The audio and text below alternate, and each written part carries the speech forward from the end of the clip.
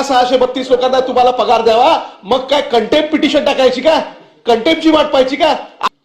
सभापती महोदय, मंत्री महोदयांनी या ठिकाणी लिखित उत्तर दिलेलं आहे की नागपूर विभागामध्ये जो शालार्थ आयडी घोटाळा झाला त्याच्या संदर्भामध्ये 84 रीट याचिका दाखल झाल्या. आपण याच्यामध्ये उत्तरामध्ये असं म्हटलेलं आहे की तथापि सदर प्रकरण गंभीर स्वरूपाचे असल्यामुळे माननीय उच्च न्यायालयाच्या सदर आदेशाविरुद्ध विधी व न्याय विभागाच्या मान्यतेने मान्य सर्वोच्च न्यायालयामध्ये विशेष अनुमती याचिका दाखल करण्यात आली आहे. मला आपल्याला स्पेसिफिक प्रश्न विचारायचा आहे मंत्री महोदय की उच्च न्यायालयाचा नेमका आदेश काय आहे आणि उच्च न्यायालयाच्या आदेशामध्ये असं म्हटलंय का की या 632 शिक्षकांचे पगार हे आपण थांबवण्यात यावे असं त्यांनी आपल्या याच्यामध्ये आदेशामध्ये म्हटलंय का? हे उत्तर आम्हाला अपेक्षित आहे. मंत्री महोदय.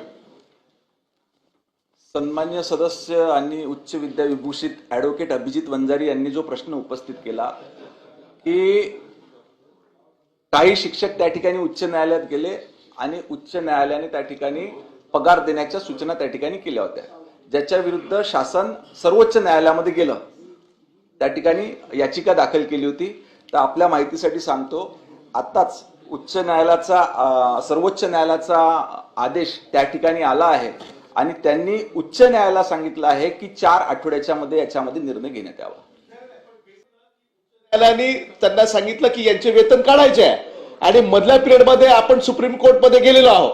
सुप्रीम कोर्टाने सांगितलंय की आपण 4 आठवड्यामध्ये हे निकाली काढावं, पण मूळ जो त्या ठिकाणी इंटरिम ऑर्डर आहे हायकोर्टचा तो हा आहे की या 632 लोकांना तुम्हाला पगार द्यावा, मग काय कंटेम्प्ट पिटिशन टाकायची का?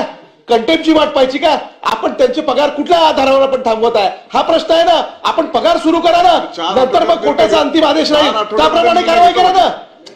सभापती महोदय, स्टे नाही आहे. एक मिनिट, उच्च न्यायालयाच्या आदेशात